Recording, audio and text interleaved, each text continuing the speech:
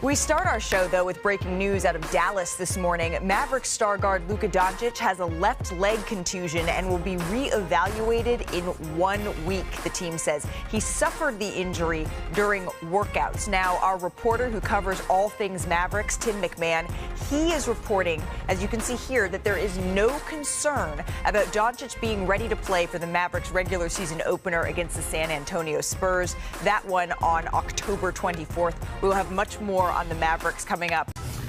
Klay Thompson, he hit the floor in his new threads. That number 31 yesterday. Now, the Mavs are holding training camp at the UNLV campus in Las Vegas. And last season's offense for the Mavs, it ranked 8th overall in the league, which was good enough to reach the NBA Finals. But here's Klay Thompson on why they could reach new heights with him this year. Being able to play with Luka for the last few days, his ability in the pick and roll is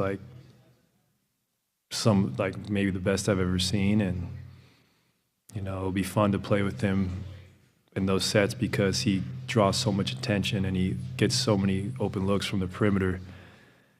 So I'll be there to knock him down.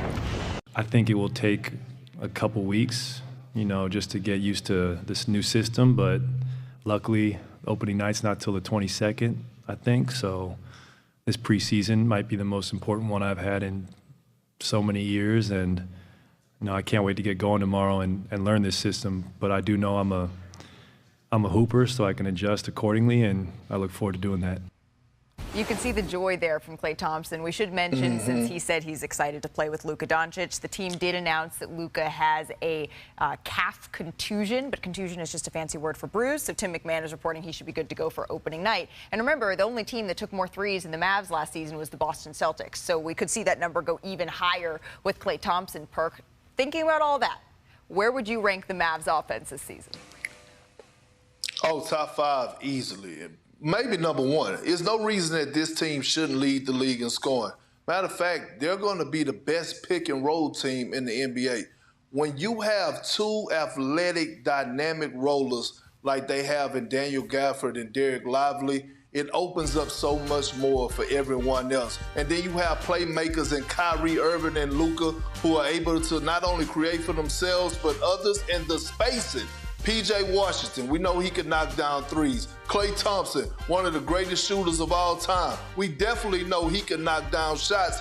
The spacing is going to be there. The playmaking is going to be there. The rolling is going to be there. This is going to be not only one of the most exciting offensive teams in the league, but one of the best, if not the best.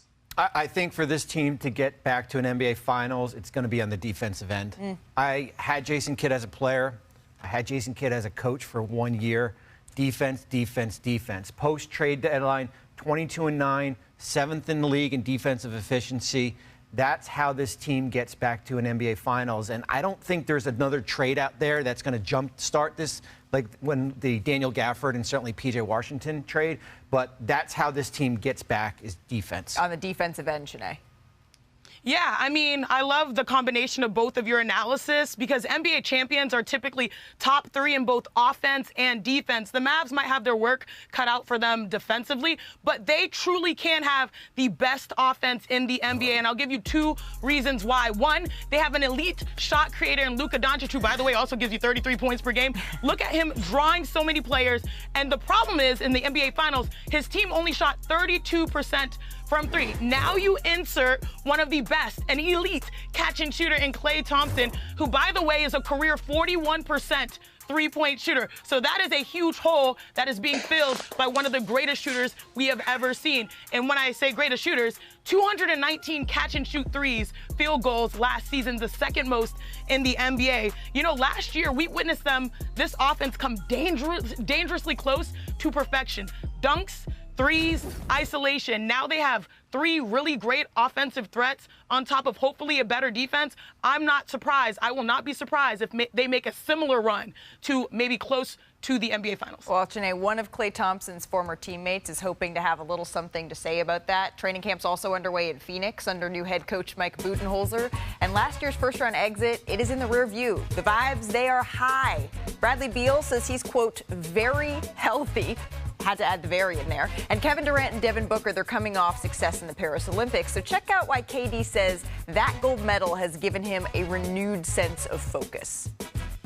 Sometimes you can go through the motions a bit throughout your career when you haven't been on that podium sometimes. So it's good to refresh the brain a bit. That's always the goal when you've been in this league so long and you have experience winning and being on top. I'm blessed now and happy that we're built in a way to where I don't have to take on a lot of those roles that I did last year.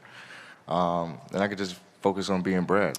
How about Coach Bud? What was your initial conversation like with him? What were some of the things that he brought up, and what excited you most about playing for him? I told him he owes me a ring.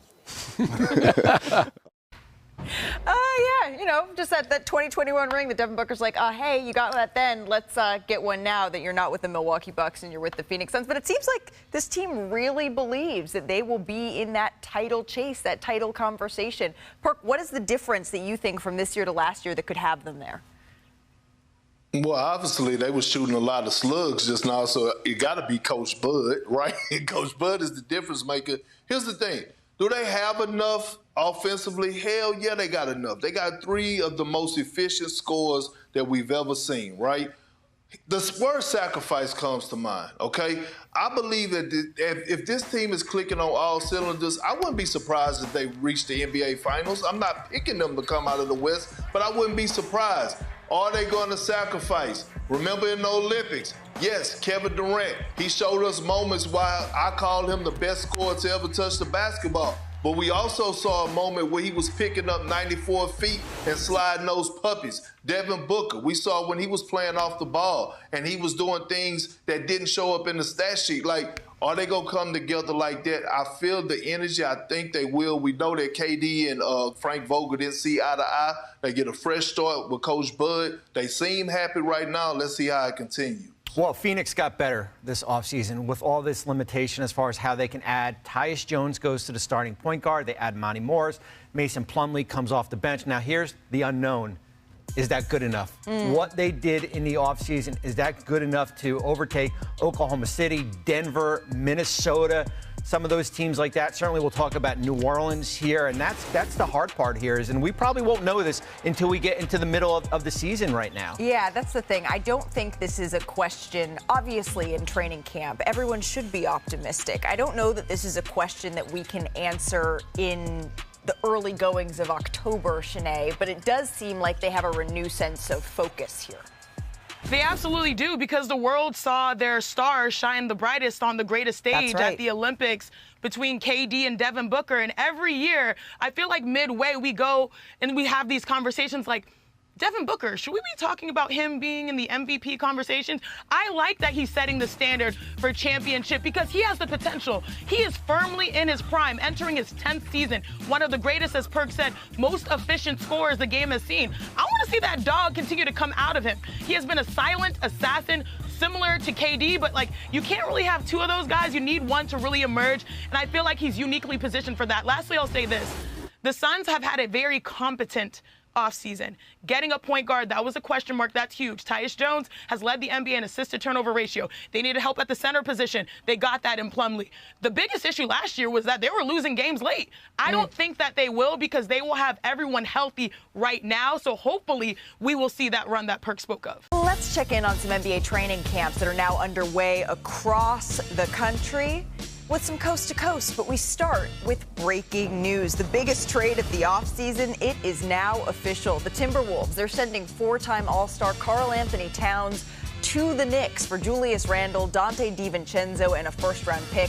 It was first reported, of course, back on Friday, but now that trade is official, which means we get to hear from Karl Anthony Towns on it. He posted his official goodbye to Minnesota, saying in part, 9 years ago, I arrived in Minnesota as a young man with a dream.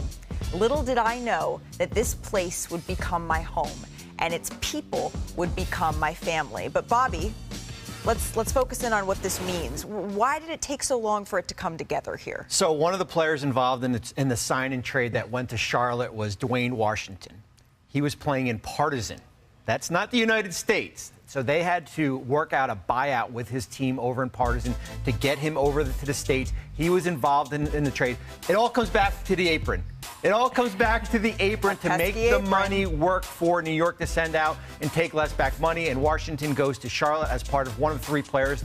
And that was the complication as far as the holdup in this trade here. Oh, well, and we now get to hear from Karl Anthony Towns, we expect shortly now that the trade is official. Let's go to the Denver Nuggets, right, who are actually in Abu Dhabi. And let's check out what the newest member of the team, Russell Westbrook, is up to. Because, oh, yes, that is a camel perk that he is riding. Outside of these skills, what do you think Westbrook brings to the team? Oh, everything. I think he's going to bring definitely a spark off the bench.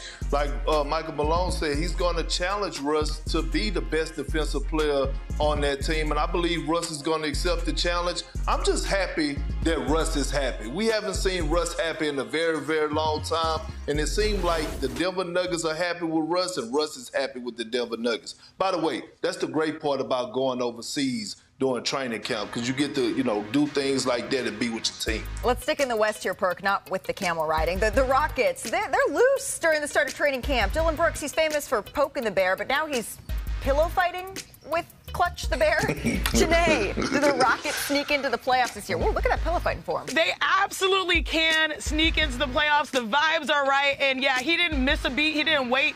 He went after Clutch. We're taking no prisoners, mascot included. Shout out to the H. Good vibes. This is how me and Kendra used to pillow fight. We would hold nothing back here.